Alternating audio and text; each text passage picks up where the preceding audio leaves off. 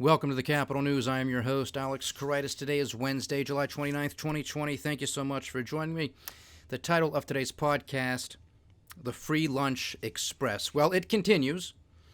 Today was the conclusion of the two-day FOMC Federal Open Market Committee meeting at the Federal Reserve, and their decision, no surprise, they left rates unchanged at historic lows between 0 and 25 basis points, because we are in the midst of the greatest depression, because we are operating like a banana republic. These rates, as far as it is within their control, are not going up. Not going up. Again, he was asked by reporters following the release of their meeting's decision, when are rates going to go up? When are you going to decide to unwind these programs? Well, again, as he has been consistently saying, he being chairman of the Federal Reserve, Jerome Powell, I'm not even thinking about raising interest rates. It's not even a thought. Not even thinking about it. So it's not going to happen, so much as it's within their control. Now, Mr. Market may have something else to say about that in the not-too-distant future. Time will tell. We said yesterday the alphabet soup of emergency facilities has been extended to the end of this year. We now also know that the dollar swap lines, which we have discussed at length here, and I'll recap as well, the dollar swap lines is also being extended until March of 2021. Again, folks, they know what's going on. The very issues that we highlight here on a daily basis, I'm not privy to any top secret information. If I understand what's going on, so do these people. The difference is, I'm giving you the hard facts, telling you straight what's going on, what's likely going to happen. These people are going to continue to lie to you and tell you everything's going to be great, that these programs are not going to be inflationary, that it doesn't cause any type of wealth inequality, etc., that it's perfectly fine, that it's perfectly legal. It's a bunch of hogwash. It's nonsense. But they're going to keep spewing this rhetoric because they don't want to take any responsibility for what has happened and for what's about to happen in the not-too-distant future. But with these dollar swap lines being extended, they too are very much concerned about the potential for a dollar doom loop scenario. And if you have not checked out that podcast, I suggest that you do. Dollar doom loop. Because in that scenario, you can have what I have been saying would be like the dollar, the US dollar, having its swan song before it finally dies and collapses, which all fiat currencies eventually do. And we are in a currency war. We are in a race to the bottom. Nobody wins these currency wars. In fact, you lose. That's almost the winner is the loser. Whoever gets to the bottom first is quote-unquote the winner, but they're actually the loser, okay? But if you have a strong dollar, that's going to cause a lot of issues for a lot of countries around the world and for a lot of corporations around the world who are holding U.S. dollar-denominated debts, because they have to come up with U.S. dollars to pay those debts. And it's not just the interest payments, but it's the amount of maturities that are coming due. So it's not just those coupon payments, but it's also the principal. And when you talk about a few $100 trillion worth of global debt out there, it doesn't take that high of a percentage to cause huge global issues. Okay?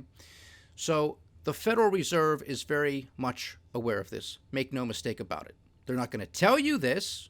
That's the reason. But you have to read between the lines. You have to connect the dots. You have to understand what's at play here. So they're not going to come out and tell you what I just told you, but they will tell you that we're going to extend the dollar swap lines. That's why. Now, another reason they are doing this, but of course it's still hitched to it, is because what would happen if they didn't have these dollar swap lines is other countries would start to sell off their holdings of U.S. Treasuries, because U.S. Treasury is a piece of paper that says U.S. Treasury. Well, that's not going to pay off the debt. They're dollar-denominated debts. They need U.S. dollars. They need other pieces of paper that say U.S. dollars or Federal Reserve notes on it. So they'd have to sell their U.S. Treasuries to get U.S. dollars, and then they can go and they can pay off their dollar-denominated debts. It's very simple to understand, okay? If they do that, corporations, countries, what have you, if they do that and they go out into the debt market and they sell their holdings of U.S. Treasuries, prices of those Treasuries will go down. Yields will go up because it's inversely related. The bond price and its yield, inversely related. Well, if the Federal Reserve is attempting to keep a lid on interest rates and they want them as low as humanly possible, well, then they can't have that scenario playing out now, can they? They can't have all of these corporations and all of these countries going out into the bond market and selling U.S. Treasuries en masse, because there's not going to be any type of buyer to absorb them. That's why rates would go higher. And the Federal Reserve doesn't want to buy up all of the debt. It doesn't want all of it. At least hold on to some of it. Please, hold on to some of that other stuff. We're doing enough as it is. Hold on to yours. So instead of doing that, you keep them. We'll print U.S. dollars for you because the Bank of England can't print U.S. dollars. The ECB can't print U.S. dollars. The Reserve Bank of Australia can't print U.S. dollars. They can only print their respective currencies. So the Fed says, hold your horses. Don't go out. Please don't sell your treasuries. Keep them on your books. We'll use those treasuries as collateral, and we'll just simply give you the dollars, and you do what you have to do with them, and then we'll just continue to play ball. That's what's going on, because they don't want the dollar to strengthen. They don't want that dollar swan song. They don't want the dollar doom loop scenario. So, now, it can still happen despite their intentions to put a lid on it. And if it does, then it'll play out like we've been discussing. And again, check out that podcast, Dollar Doom Loop. Conversely, as we discussed, I believe it was last week, the possibility that the dollar does not strengthen. It does not have its swan song before it finally dies. Well, that's not going to be a pretty picture either. That's destruction of the U.S. dollar, which is taking place anyway. Now it's just getting there faster. That's not going to be good, especially not for you here in the United States of America, who trades in U.S. dollars. Your standard of living is just going to drop. Your cost of living is going to go through the roof. Now, Jay Powell and the idiots at the Federal Reserve and Janet Yellen, the former chairman, and Ben Bernanke, the former chairman, as they testified a couple weeks ago before Congress, they've been saying the same thing for years during their respective chairmanships. We're doing these policies. They're going to be temporary. They're not going to create any inflation. And even if you were concerned that it was going to create inflation, well, look, we've been doing it and it wasn't here. So it didn't generate inflation for the past 10 years. It's not going to generate inflation this time, which is laughable, and it's a lie. The very fact that they increased the money supply, that in and of itself, the printing press, turning it on, that is inflation. The question is, what are those effects of inflation? Where does it go? At what rate? To what degree? Over what time frame? You didn't have somebody like Barack Obama rising to prominence because there was no inflation. And of course, Barack Obama came in during the great financial crisis, sort of before all of this major nonsense of quantitative easing started. But he was there during the bulk of it. And this has been the weakest business expansion ever in the history of the United States. It was also the longest, but it was also the weakest. And because of the real inflation that existed, that gives rise to somebody like Donald Trump. If everything was fantastic, and even Trump admits this. He even says if Obama didn't do such a terrible job and I wouldn't be here. That's a factual statement. That's true. I have been saying that for months. If you don't have Clinton, you don't have Bush, you don't have Obama. If you don't have those three stooges, you don't get Donald Trump. That's what happens. That's what happens. People feel disenfranchised. They can't afford the living paycheck to paycheck. That's because they can't afford to live. That's the effects of inflation. Now, they can cite whatever government statistic they want to conjure up and say, look, inflation's maintained, it's under control, It's not. It's not. And when that genie gets out of the bottle, and it's going to happen, they're not going to be able to put it back in. And that's when this whole house of cards is going to come tumbling down. They can kick this can down the road a little bit further, get people, okay, maybe a vaccine's coming, maybe it's coming, maybe there's a therapy coming, maybe it's coming. Calm down. We got a liquidity crisis, but we can handle that. But waiting in the wings is the insolvency crisis. That is coming next. And they're just not going to have enough quote-unquote stimulus to keep this thing going. They're just not.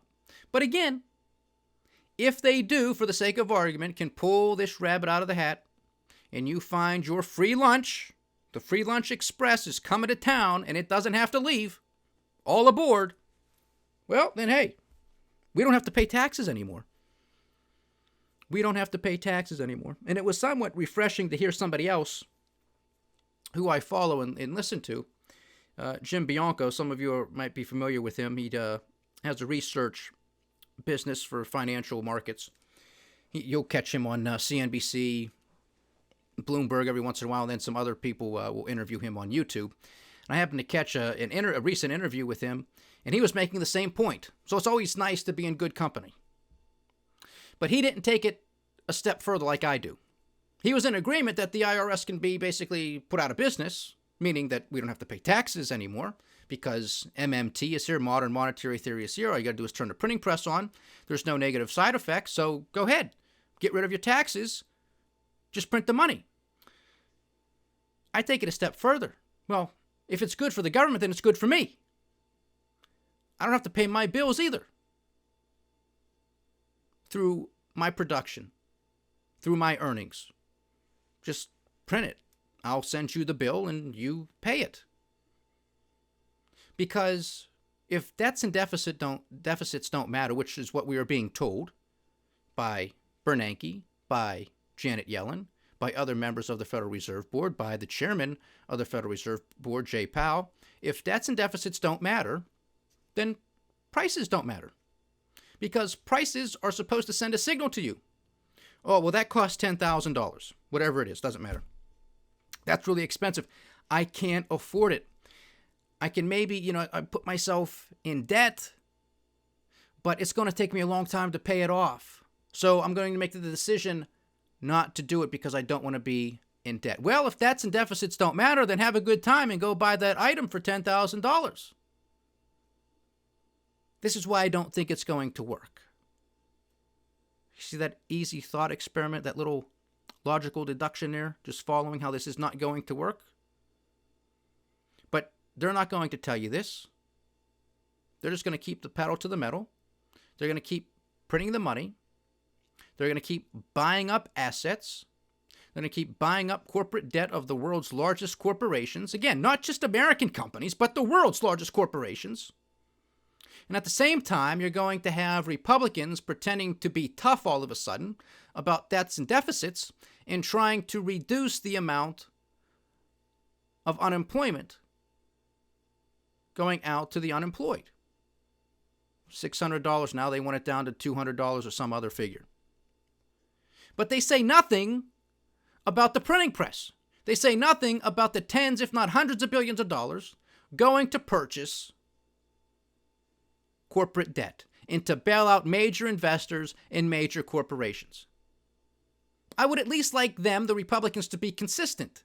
If you're going to say, okay, now enough's enough, we have a deadline here, so we're going to cut off the $600, the additional $600 in weekly unemployment benefit from the federal government. We're going to cut that off, but we're also going to cut off the Federal Reserve. All of their alphabet soup emergency facilities, that's got to come to an end too. At least have some consistency. Because the major corporations, the largest in the world, they don't need it. But people do need that extra $600. I'm not advocating that they get it. I don't want any bailout for anybody. But if you're going to give it to the world's largest corporations, well, then maybe you should keep giving it to the people too. And that's the problem. And this is going to be front and center in a couple months when we're really in the thick of it come this 2020 presidential election. So at least some consistency. But you're not going to get that from anybody in Washington. You're just not. The only consistency you're going to get is the consistency of the insanity. That's all you're going to get. Free Lunch Express, the Banana Republic, that's the only consistency you're going to get. And then speaking of the 2020 presidential campaign, Joe Biden has announced that he is going to announce in the first week of August, which is next week, his choice for vice president.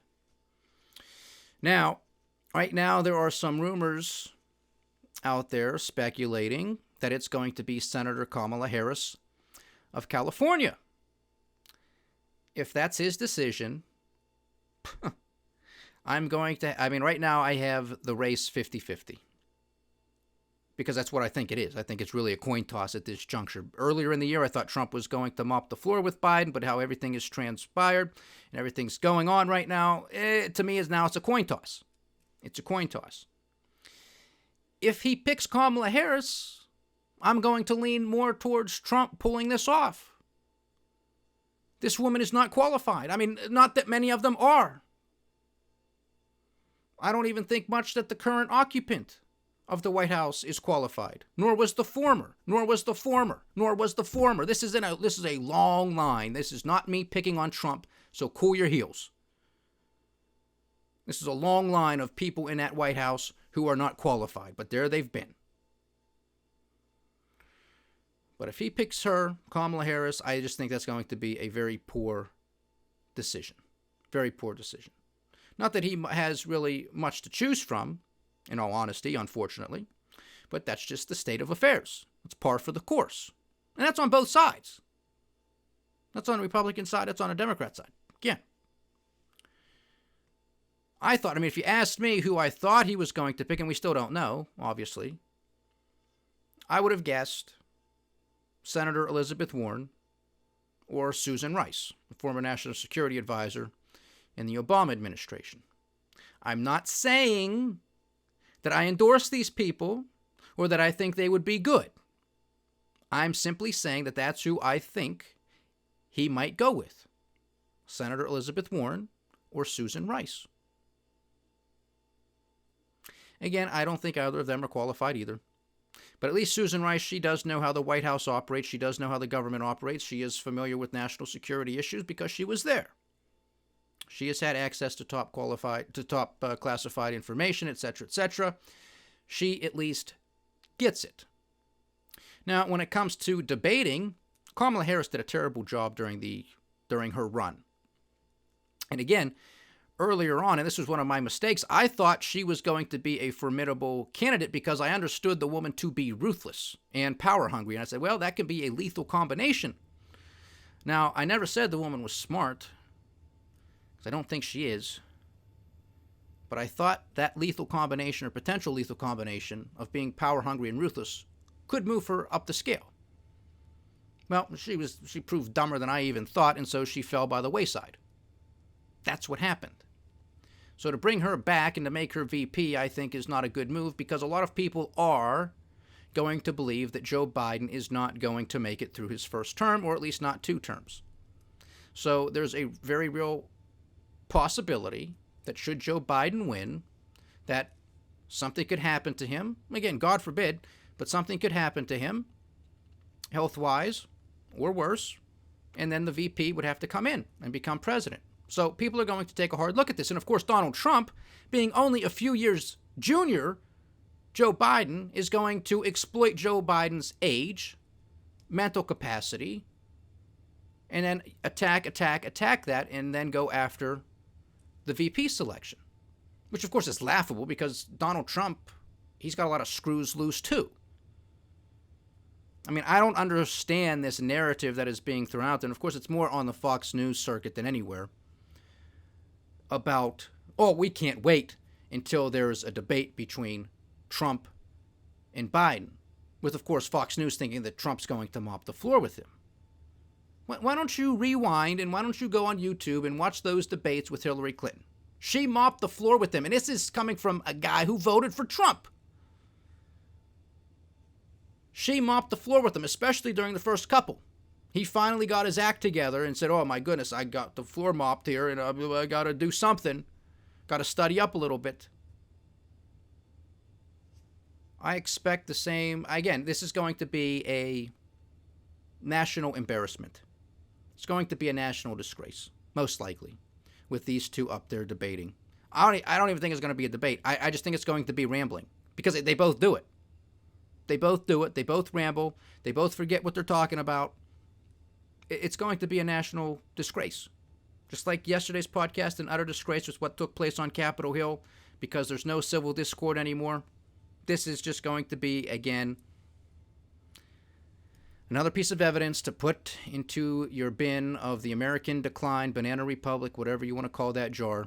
Just going to be another piece of evidence. It's just going to be.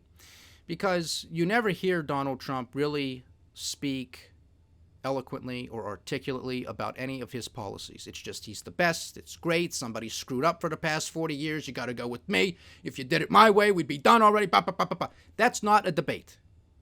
That's not talking about the finer points, how it's going to relate, how things are going to happen downstream, upstream, what are they going to be. There's no intellectual conversation going on there. And then Joe Biden, yeah, I mean, I get it. Sometimes he doesn't know where he is. Unfortunately, this is the choice. And of course, you cannot vote, which is my choice. I'm not voting for any of this. I don't, because nothing's going to change. Nothing's going to change. There is no draining of the swamp, which is a good segue for who else was brought before Congress today to testify, and that was some of the big tech wigs. Now, of course, again, this was over Skype or Zoom, whatever. I didn't watch a minute of it because of what took place yesterday with how disgraceful that was. So I didn't watch a minute of it. Maybe I'll catch some clips on YouTube or elsewhere.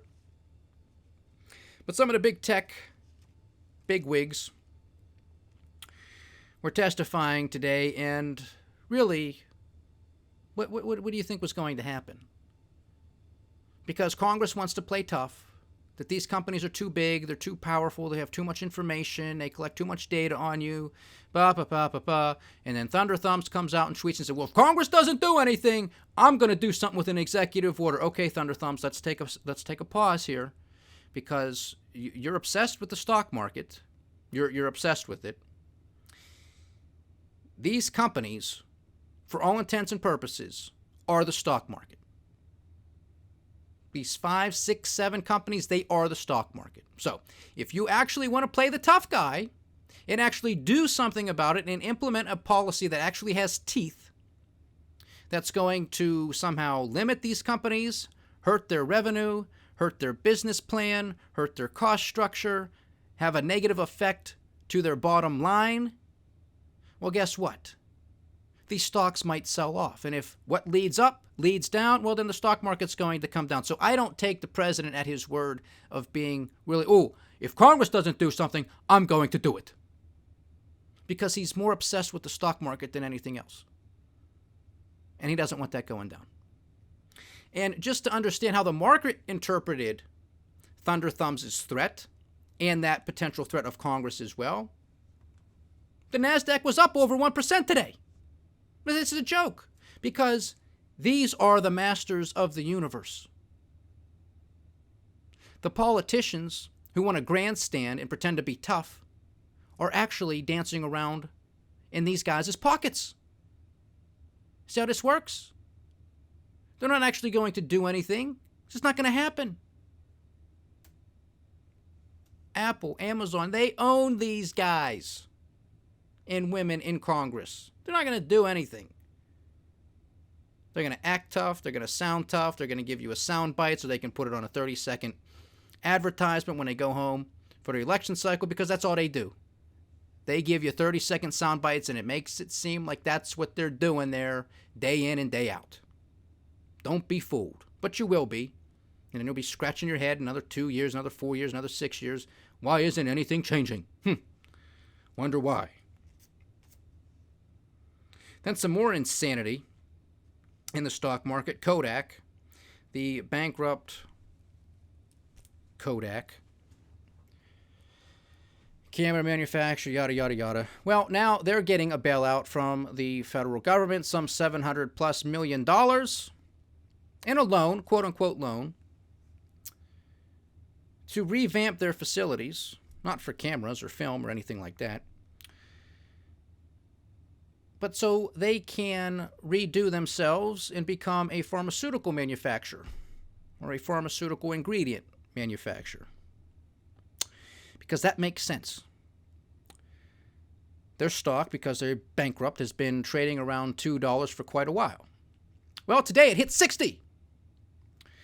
And of course, because of the surge, you had different market breakers come in and out on both sides, on the upside and the downside, because this thing was extremely volatile. It ended up closing, I think, somewhere around $35, somewhere around $33, up 318% for the day, because it was trading up a couple days earlier too. This is the insanity. Now, people inside the administration knew that this was going to happen, that they were going to give a loan to Kodak. Insider information, anybody? Do you think anybody made some money on this? Where's the SEC? Is this the type of government you want operating? This is a banana republic. How many more? I mean, one after the next, every stinking day. I got to come out here with another story like this. What next bankrupt company is going to get bailed out and you're going to see these types of stocks going up? What other BS vaccine headline are we going to have to go through so the stock can go up and so insiders can sell it? How many more? But we're going to go vote for this again. People are going to go vote for this again. Let's just keep it going. Let's just keep it going.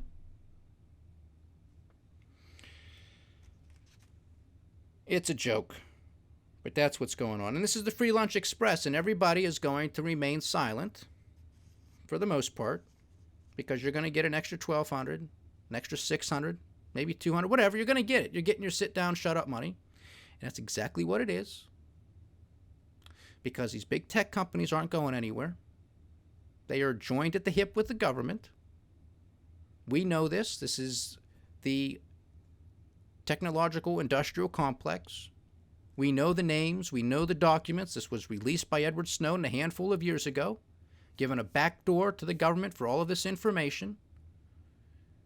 And then again, we have the audacity to go after other countries, such as China or Russia, and say, look at all of the information they gather on all of their citizens. That we do the same thing. We just do it through the back door. Putin and Xi might come out and say, yeah, we're going to collect all this data. They're just going to be more upfront about it. We know we got to do it sleight of hand. We got to get it from major corporations. I'm not defending Russia or China or any other country that meddles in this nonsense. I'm just saying we got to take care of our own affairs. I'm sick and tired of putting the blame on everybody else. This is our fault. This is our fault. We got to clean it up. Don't blame the Mexicans. Don't blame the Chinese. Don't blame the Russians. This is our fault. We got to get a handle on this. Because if we got a handle on it, those countries wouldn't be a problem. Especially not as big as what they are now. But this is what happens when a country is in decline. It collapses from within, and then any other outside pressure is amplified because we are weaker internally. That's exactly what is going on here. So for any of you who are interested in history and wondering what it must have been like during the collapse of the Greek Empire or the Persian Empire or the British Empire or the Roman Empire, well, you're going through it. We are going through it. It's going to be the Greatest Depression. We are a banana republic. Came across another article just to follow up with some other things that we have been discussing with the total economic collapses. And again, the countries that I have mentioned as some of the weakest links, first to go, obviously, Venezuela, Lebanon, which we discussed last week. Iran is on the brink, and now Turkey. And I've been mentioning Turkey as well, because their collapse, their currency may very well be collapsing, in the process of collapse. Buckle up, folks. Buckle up. The Free Lunch Express is coming to town. All aboard. Stay diversified, stay vigilant, and stay with the Capital News. I am your host, Alex Karitis. Godspeed.